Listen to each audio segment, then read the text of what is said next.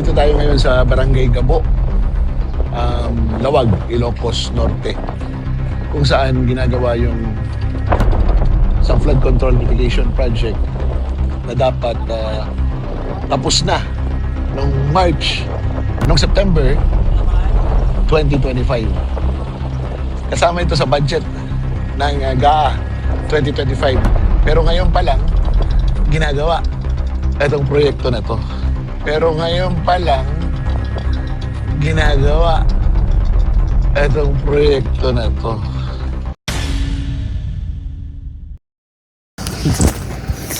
So mga ka-BBM, nakikita nyo ba yung lugar ko, ha? Nakikita nyo ba yung background natin, ha? Papakita ko yung background natin, ha? So ito yung blinag ni Tababoy, ha? Yung matandang baboy, ito yung blinag niya na sinabi niya ngayon lang daw sinisimulan, ha? At matatapos daw ito March 2025 nung last year pa, pero ngayon lang daw sinisimulan, which is kalokohan po yun. Dahil ito ay ini-expect na matatapos March 2026, hindi 2025. At sabi niya, ha? Ngayon lang daw sinimulan. Ngayon lang daw ginagawa. Ito lang yung pinakita niya. Pero hindi niya pinakita ang kabuuan na ito, ha? Yang kabuuan ng flood control na yan. Hindi niya ipinakita. Nakikita niyo ba yung nasa dulo? O, nakikita niyo ba yung flood control na yan? Hindi niya pinakita yan. Hindi niya pinakita kasi tapos na. Ha? Ebidensya na may nagawa na rito. Ang pinakita lang niya itong ginagawa. Ha? Bakit kaya hindi niya pinakita yung nagawa na? Kasi ang intention lang niya ay manira. 'Di ba? Sirain ang presidente, sirain si Congressman Sandro Marcos. Kaya ito lang ipinakita niya at sinasabi niya na ngayon lang daw ginagawa. 'Di ba? Hindi niya sinabi na meron na palang nagawa. At yan yung flood control na yun na sinasabi kong nagawa. O, lapitan natin, ha, lapitan natin. So andito tayo ngayon nasa mismong flood control, ha. Pakita ko sa inyo yan. Ito yung nagawa ng flood control na hindi niya ipinakita. O, di ba? Napakahaba po niyan, hanggang doon pa po yan sa dulo.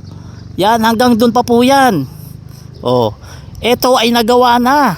Pero hindi niya pinakita dahil ang pinakita lang niya ayun yung mga naggagawa. Sinabi niya pa ngayon lang daw ito sinimulan. Ngayon lang daw ito ginagawa para masiraan si Congressman Sandro Marcos at si Pangulong Bongbong Marcos. Hindi niya pinakita itong nagawa, itong napakahabang nagawa na natapos na. Oh, ano kaya ang dahilan dito?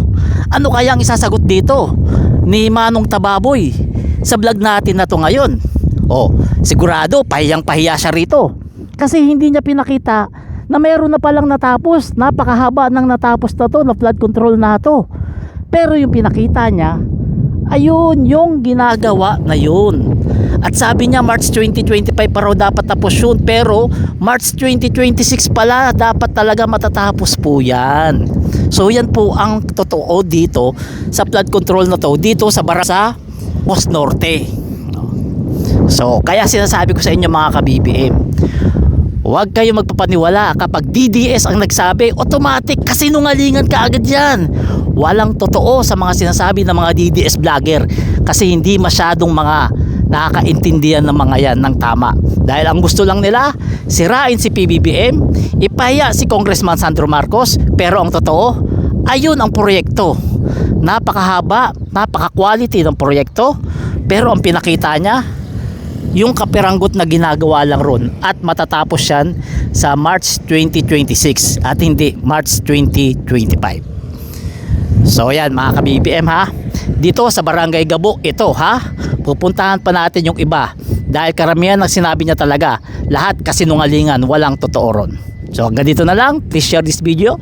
Salamat.